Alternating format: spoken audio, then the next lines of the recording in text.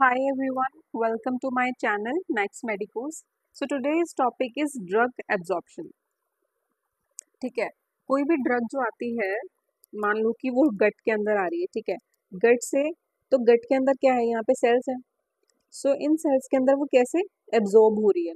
तो ड्रग के जो है, if drug is coming like this, तो वो कैसे एब्जॉर्ब होगी, हमें देखना है कि ये सेल है और यहाँ से इसको क्रॉस करके कैसे जाएगी। हमने मेरी लास्ट वीडियो में मैंने समझाया था कि कैसे एक ड्रग जो है वो बायोलॉजिकल मेम्ब्रेन को कैसे क्रॉस करके सेल के अंदर आती है, या फिर हम कह सकते हैं इसके बाहर जा रही है। तो मतलब वो बायोलॉजिकल मेम्ब्रेन को कैसे करके ट्रांसपोर्ट हो रही है। उसके बाद आता है कि एब्जॉर्ब कैसे हुई। ठीक है, absorption is the movement of drug from its site of administration into the circulation. मतलब कि हमने ड्रग को एडमिनिस्टर किया और फिर वो जाकर जो उसकी साइट थी जहाँ पे उसको जहाँ उसको जाना है, जो उसकी साइट है, मान लो कि ये ब्लड वेसल है, उसको सबसे ब्लड सर्कुलेशन में जाना है, तो वो यहाँ से एडमिनिस्ट्रेशन से लेके ब्लड वेसल तक कैसे गई, उसका एडमिनिस्ट्रेशन कैसे हुआ, उसे क्या बोलते हैं हम, एब्जॉर्प्शन, उसका मूवमेंट को। Then for absorption a drug has to cross biological membrane, जो कि मैंने अपनी प्रीवियस वीडियो में एक्सप्लेन किया था कि कैसे एक एब्जॉर्प्शन के लिए बायोलॉजिकल मेम्ब्रेन उसको क्रॉस करना पड़ता है इसको, ड्रग को। ठीक है, which are the layer of lipid molecules, जो बायोलिपिड लेयर होती है वो किससे बनी होती है, बायोलिपिड लेयर, जो प्लाज्मा मेम्ब्रेन है वो बायोलिपिड लेयर से बनी होती है। बायोलिपिड लेयर मतलब लिपिड से बनी होती है, दो लेयर्स होती है लिपिड की। ठीक है, उसको कैसे क्रॉस करती है। ठीक है, other than absorption, the rate of absorption is very important, कि किस रेट से, मतलब कुछ जो ड्रग्स होती है वो कितना टाइम ले रही है, टाइमिंग्स, मतलब उसका टाइम क्या है, किस रेट पे वो एब्जॉर्ब हो रही है। कोई आधे घंटे में एब्जॉर्ब हो जाती है, कोई 1 घंटा लेगी एब्जॉर्ब होने में, या वट एवर में बी द टाइमिंग। ठीक है, और अगर हम आईवी की बात करें तो आईवी में तो कोई एब्जॉर्प्शन की नीड ही नहीं है। क्यों? क्योंकि वो डायरेक्टली उसको हम क्या करते हैं, इंजेक्ट कर देते हैं, किसमें, इसमें हम इंजेक्ट कर देते हैं इसको ब्लड वेसल्स के अंदर, तो इसको एब्जॉर्प्शन की जरूरत ही नहीं है क्योंकि वो ऑलरेडी सर्कुलेशन में पहुंच चुकी है पहले ही डायरेक्टली। ठीक है, अब एब्जॉर्प्शन को बहुत सारे फैक्टर्स अफेक्ट करते हैं। ठीक है, फैक्टर्स अफेक्टिंग एब्जॉर्प्शन, कि हम उसको कहाँ से दे रहे हैं, वो कैसे कैसे दे रहे हैं, उसके ऊपर डिपेंड करता है। ठीक है, तो फर्स्ट है जीआईटी। जीआईटी के कुछ ऐसे फैक्टर्स होते हैं जो कि उसको, ड्रग के एब्जॉर्प्शन को अफेक्ट करते हैं। ठीक है, देन पेरेंट्रल, अगर हमने उसको ओरली नहीं दिया है, अगर ओरली दिया है, ये अगर ओरली दिया है तो वो उसको जीआईटी के फैक्टर्स अफेक्ट करेंगे। अगर हमने इसको पेरेंट्रली दिया है, जैसे कि इंट्रामस्कुलर हो गया, आईवी से दे दिया, सबक्यूटेनियस हो गया, रेक्टल हो गया, या एक्सेट्रा, बहुत सारे पेरेंटल रूट्स होते हैं जिससे हम ड्रग को देते हैं, एडमिनिस्टर करते हैं। तो उसके ऊपर उस उस ड्रग्स के लिए क्या, पेरेंटल एब्जॉर्प्शन के लिए क्या फैक्टर्स अफेक्ट करते हैं, कैसे करते हैं, वो देखेंगे। Then the third one is the topical sites, मतलब अगर हम स्किन, कॉर्निया, म्यूकस मेम्ब्रेन, मतलब टॉपिकल, ऊपर से ही कुछ दे रहे हैं हम, ऊपर से ही लगाया, और वो जैसे स्किन के ऊपर अगर हम कोई ट्यूब क्रीम्स वगैरह लगाते हैं तो वो डायरेक्टली अगर कॉर्निया में अगर हम कोई ड्रॉप डालते हैं, है ना, ड्रॉप्स वगैरह, तो वो क्या होगी, टॉपिकल साइट्स होगी। टॉपिकल साइट्स के ऊपर क्या ऐसे फैक्टर्स होते हैं जो उसको अफेक्ट करेंगे एब्जॉर्प्शन को। ठीक है, तो सबसे पहले हम देखते हैं जीआईटी। जीआईटी के कौन कौन से फैक्टर्स हैं। देखो, अगर हम जीआईटी के अंदर कोई भी ड्रग ले रहे हैं, मतलब ओरली ले रहे हैं, जीआईटी से मतलब है कि हमने उसको ओरली लिया है। ठीक है, तो सबसे नंबर वन हम देखते हैं एक्वस सोल्यूबिलिटी। जो ड्रग की एक्वस सोल्यूबिलिटी है वो कैसे अफेक्ट करेगी। सोल्यूशन इज रैपिडली एब्जॉर्ब, अब कोई भी सोल्यूशन होता है तो वो हमें पता है कि वो रैपिडली एब्जॉर्ब हो जाएगा। ठीक है, रैदर देन अगर हमने कोई सॉलिड फॉर्म में लिया। ठीक है, अगर कोई सॉलिड फॉर्म में लिया है, टैबलेट है कोई, ठीक है, टैबलेट क्या है, वो उसको पहले डिसइंटीग्रेट होना पड़ेगा, है ना, डिसइंटीग्रेट होगी वो, फिर उसके बाद वो डिजॉल्व होगी, तो उसके अंदर इसको बहुत टाइम लग जाएगा, तो उसका एब्जॉर्प्शन बहुत धीरे होगा। लेकिन अगर हमने कोई सीधा ही सोल्यूशन दे दिया तो वो जल्दी से एब्जॉर्ब हो जाएगी। When the drug is not in solution, its rate of absorption depend on the process of solution। मतलब जब अगर वो टैबलेट फॉर्म में है, ठीक है, टैबलेट फॉर्म में है, तो उसको सोल्यूशन बनने में कितना टाइम लग रहा है, उसका रेट क्या है, वो एब्जॉर्प्शन का वो किस पे डिपेंड करेगा, प्रोसेस ऑफ सोल्यूशन में। मतलब उसका पहले वो क्या होगी, डिसइंटीग्रेट होगी, फिर वो डिसॉल्व होगी, है ना, उसके बाद वो उसका एब्जॉर्प्शन होगा। तो दीज फैक्टर्स अफेक्ट क्या, किसको, एब्जॉर्प्शन को अफेक्ट करेंगे। सो टेबलेट्स विच रैपिडली डिसइंटीग्रेट और रैपिडली एब्जॉर्ब।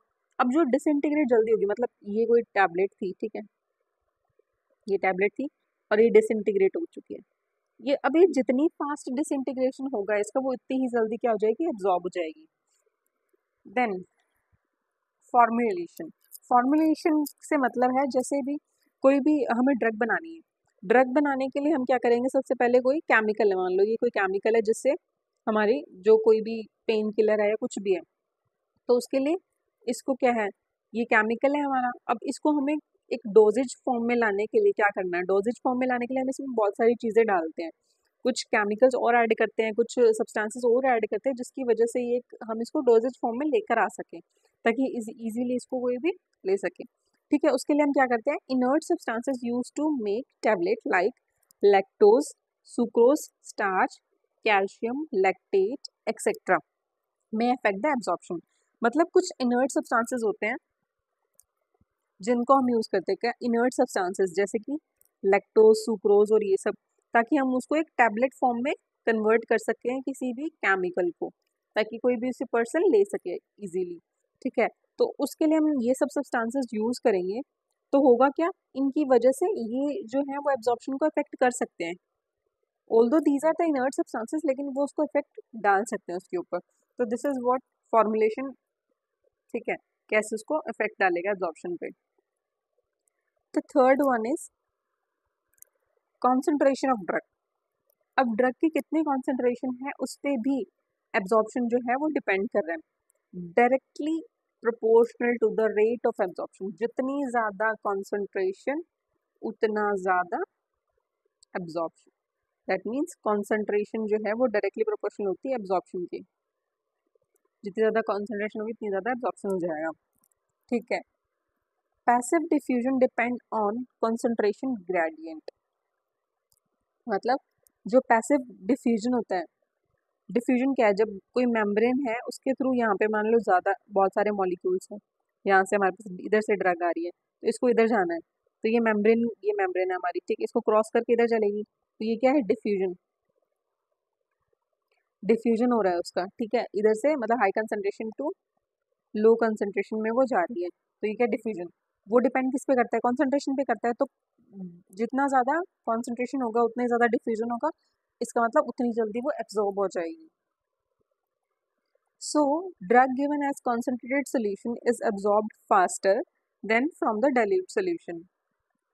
तो जो कॉन्सेंट्रेटेड सोल्यूशन होगा वो इजीली फास्टर एब्जॉर्ब होगा rather than dilute solutions. Then the fourth one is the lipid solubility, क्योंकि जो सेल है उसके थ्रू ही उसको जाना है ड्रग को एब्जॉर्ब होने के लिए, तो जो मेम्ब्रेन है वो किससे बनी है, लिपिड से बनी है, तो वो तो इफेक्ट डालेगी इसके ऊपर। ठीक है, so membranes are lipid in nature, hence permeable to lipid soluble drugs. तो जो ड्रग्स, क्योंकि हमारी मेम्ब्रेन जो है लिपिड से बनी हुई है, तो वो लिपिड सोल्यूबल ड्रग्स को लिपिड लिपिड सोल्यूबल ड्रग्स के लिए इजीली परमिएबल होगी, है ना। So therefore the lipid soluble drugs are better absorbed, जल्दी एब्जॉर्ब हो जाएंगी।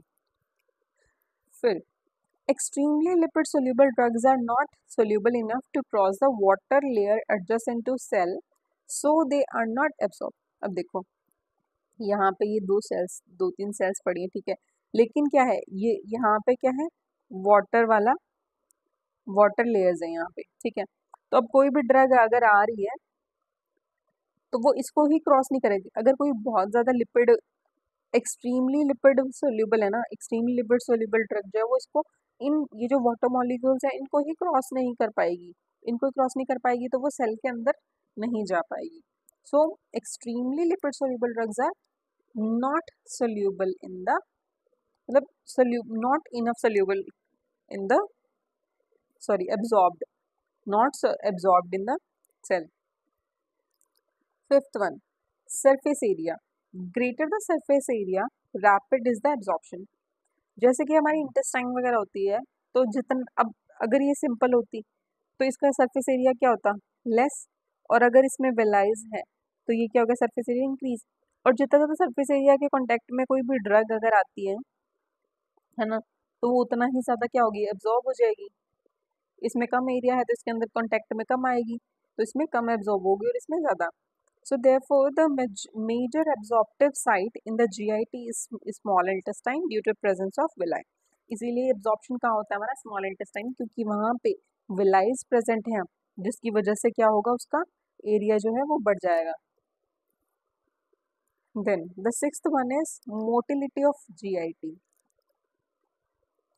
A little increase in the motility favors the absorption because of bringing the drug rapidly in contact with the extensive surface area. मतलब अगर बार बार ऐसे movement होता रहेगा, उसकी वजह से क्या होगी, वो ड्रग कभी इधर जा रही है कभी इधर जा रही है, तो वो सरफेस के कांटेक्ट में आ रही है बार बार, जिसकी वजह से क्या होगा, उसका एब्जॉर्प्शन बढ़ जाएगा। रादर देन अगर इसको मतलब कोई मूवमेंट नहीं है, वो एकदम सीधी ऐसे है ना, और वो सीधी सीधी चली जाएगी, उसका एब्जॉर्प्शन नहीं होगा। यही इधर मूवमेंट होगा तो वो इधर जा रही है कभी इधर जा रही है, तो वो सरफेस के कांटेक्ट में आएगी ज़्यादा। ठीक है, so this is what motility. Seventh is presence of other substances in GIT। अगर GIT के अंदर कोई और भी सब्सटेंसेस और ज़्यादा प्रेजेंट है, तो जो हमारी ड्रग आ रही है वो ज़्यादा एब्जॉर्ब नहीं हो पाएगी, क्योंकि सरफेस एरिया भी तो ये कवर कर सकता है ना, उसके कांटेक्ट में ही नहीं आ रही है, जो मेन जहाँ से एब्जॉर्ब होना है उस सरफेस के कांटेक्ट में नहीं आ पा रही है, क्योंकि वहाँ पे वो अदर सब्सटेंसेस हैं। जैसे कि फूड डिलेज एब्जॉर्प्शन, क्यों, फूड स्पेस ऑक्यूपाई कर लिया उसने, सरफेस एरिया ऑक्यूपाई कर लिया, तो उसके एब्जॉर्प्शन कम हो जाएगा। Iron absorption increase in the presence of vitamin C। जब आयरन एब्जॉर्प्शन होता है, आयरन का एब्जॉर्प्शन होता है, उसके अंदर विटामिन C उसकी हेल्प करती है। ठीक है, eighth one is vascularity of the absorbing surface.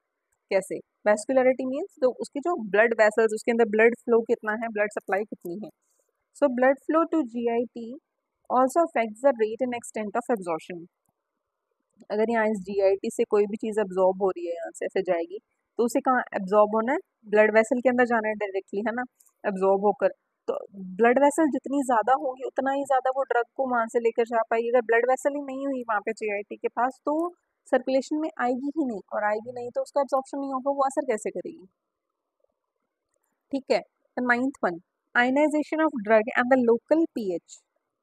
अब अगर आयनाइजेशन कैसे डिपेंड करता है, मतलब एब्जॉर्प्शन पे, non electrolyte drugs are lipid soluble so better absorbed. ठीक है, ये कह रहा है जो अनआयोनाइज्ड होती है, जो अनआयोनाइज्ड फॉर्म होती है, जो एज इट इज ड्रग आ रही है, वो क्या होती है, लिपिड सोल्यूबल होती है, मतलब वो बेटर एब्जॉर्ब हो जाएंगी, है ना। Strong electrolyte are completely ionised. अगर कोई भी स्ट्रॉन्ग इलेक्ट्रोलाइट है तो वो क्या हो जाएगा, स्ट्रॉन्ग इलेक्ट्रोलाइट है वो इजीली आयोनाइज हो जाएगा, किसमें, एसिडिक और बेसिक दोनों में हो जाएगा, तो वो इजीली एब्जॉर्ब नहीं हो पाएगा।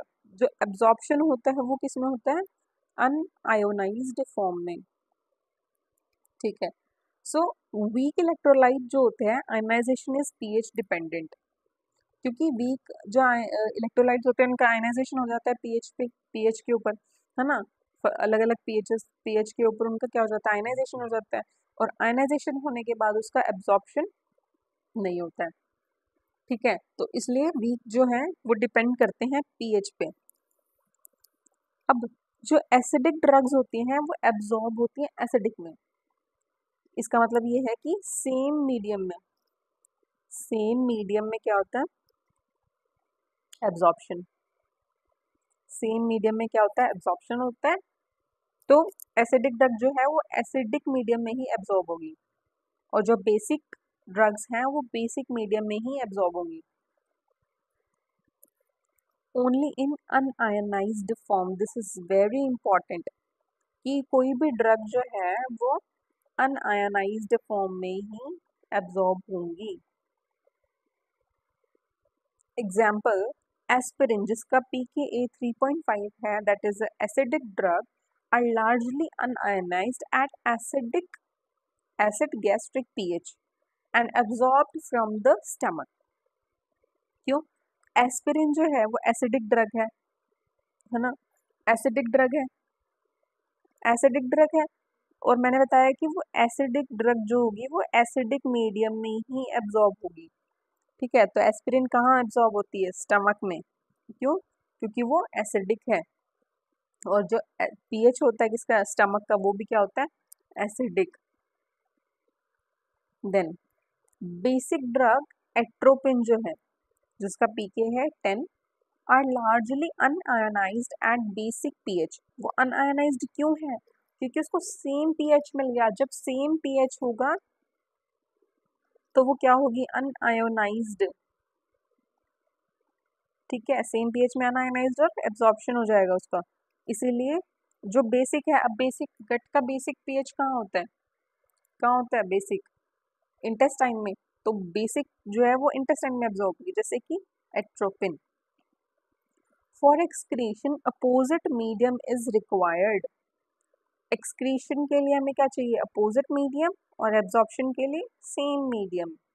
इसका मतलब ये है कि अगर एसिडिक ड्रग है तो वो बेसिक मीडियम के अंदर क्या होगी? एक्सक्रीट। और बेसिक जो ड्रग है वो किस में एक्सक्रीट होगी? एसिडिक मीडियम में।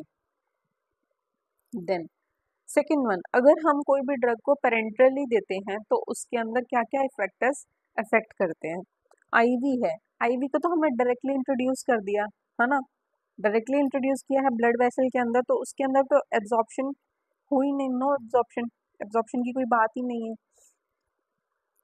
अगर हम आईएम या फिर एससी मतलब इंट्रामस्कुलर या फिर सबक्यूटेनियसली दे रहे हैं तो उस पर क्या डिपेंड्स ऑन, किस पे डिपेंड कर रहा है? वो उसकी सोल्यूबिलिटी और ब्लड फ्लो पे। कैसे कि सोल्यूबिलिटी कैसे डिपेंड कर रही है? सस्पेंशन और कोलॉइड्स प्रिपरेशन, कोलॉइडल प्रिपरेशन जो होती है, सस्पेंशन और colloidal preparations are absorbed slowly than the solution.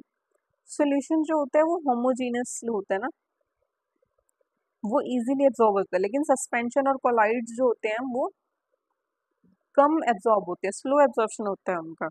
ठीक है, और blood flow greater the muscle, greater in muscle than subcutaneous. जो ब्लड फ्लो होता है वो कहाँ ज़्यादा होता है? मसल्स के अंदर। ठीक है, मैंने अभी बताया था कि जहाँ पे ब्लड फ्लो ज़्यादा होगा वहाँ पे एब्जॉर्प्शन ज़्यादा होगा। तो कहाँ ज़्यादा है हमारा ब्लड फ्लो? मसल्स के अंदर, बजाय कि सबक्यूटेनियस। तो मसल से ज़्यादा एब्जॉर्प्शन होगा। ठीक है, ड्रग्स का। और massage at the site increase the absorption. Massage अगर उस साइट की हो जाती है, रब कर देते हैं, जब इंजेक्शन लगाने के बाद रब कर देते हैं तो उसके क्या होता है? एब्जॉर्प्शन इंक्रीज हो जाता है। Third one is the topical sites. Topical sites मतलब स्किन, कॉर्निया, म्यूकस मेम्ब्रेन, मतलब बाहर से ही हम कुछ यूज कर रहे हैं, बाहर से ही डायरेक्टली एब्जॉर्प्शन हो रहा है उसका। ठीक है, absorption can be promoted by rubbing the drug incorporated in an oleaginous base. मतलब अगर हमने कोई भी, मान लो स्किन है, ये हमारी स्किन है, स्किन के ऊपर मैंने कोई भी क्रीम लगाया और उसको रब, अगर मैं उसको ऐसे रब कर दूं, ऐसे रब कर दूं उसके ऊपर, तो क्या होगा? वो जल्दी से एब्जॉर्ब हो जाएगी। और अगर उसका ऑलिजिनस बेस होता है, मतलब ऑयल बेस्ड अगर वो होती है, उसको मैं रब कर दूं तो वो क्या होगा? उसका एब्जॉर्प्शन इंक्रीज हो जाता है। ठीक है, by use of occlusion dressing with increase hydration of the skin. कैसे एब्जॉर्प्शन बढ़ा सकते हैं हम? अगर हम उसको ड्रेसिंग कर दें, हम कोई भी, जैसे अगर मुंह वगैरह लगा के या उसकी ड्रेसिंग कर देते हैं, कोई जैसे हम कभी लग जाती है, कोई मोच वगैरह आ जाती है, तो हम उस पर क्या करते हैं? हम क्या करते हैं? उसकी ड्रेसिंग कर देते हैं, उस पर गर्म पट्टा बांध देते हैं, है ना। उससे क्या होगा? उसकी हमने ड्रेसिंग कर दी, उससे हाइड्रेशन वहाँ पे बना जाएगा, इंक्रीज हो जाएगा, जिससे उसका क्या बढ़ेगा? एब्जॉर्प्शन बढ़ जाता है। ठीक है, third one is abraded surface readily absorb drugs. मतलब अगर एब्रेडेड सरफेस होता है तो वो इजीली एब्जॉर्ब कर लेता है उसको, है ना। सरफेस एरिया इंक्रीज हो गया तो उसको जल्दी एब्जॉर्ब कर लेगा। Cornea is permeable to lipid soluble unionized physostigmine. जो कॉर्निया है वो लिपिड सोल्यूबल ड्रग्स के लिए, जो कि अनआयनाइज्ड है, जैसे कि फाइजोस्टिग्मिन, उसके लिए परमेएबल है। लेकिन but not to highly ionised neostigmine. जो आयोनाइज्ड है नियोस्टिग्मिन उसके लिए नहीं है, ठीक है। Drugs applied as eye drops may be absorbed through the nasolacrimal duct। Eyes और नोज के बीच में क्या होती है, यहाँ पे नेजोलैक्राइमल डक्ट होती है ना।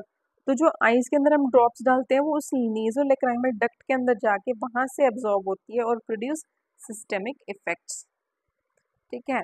So this is all about today's topic.